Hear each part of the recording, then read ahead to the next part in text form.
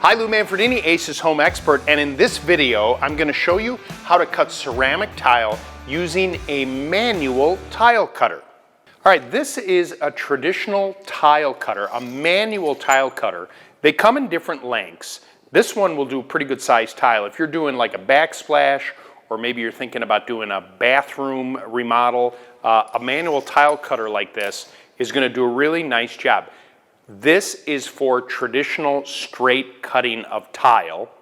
If you're going to do other kinds of cutting, you may do different tools. But straight cutting, if you're doing any kind of tile work, this is going to be the meat and potatoes to allow you to do it. Now, within this tool, okay, you've got a cutting wheel right here. This is what's going to do the cutting.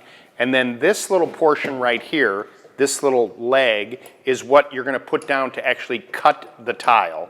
And I'm going to show you how that works. And you can see you kind of slide it through.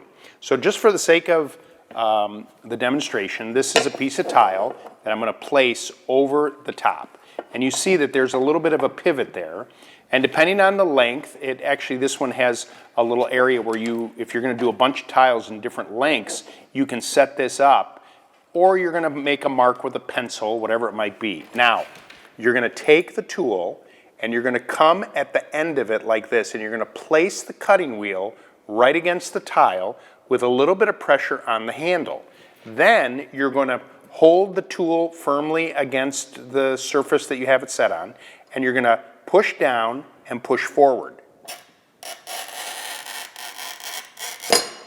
You heard that little cutting sound?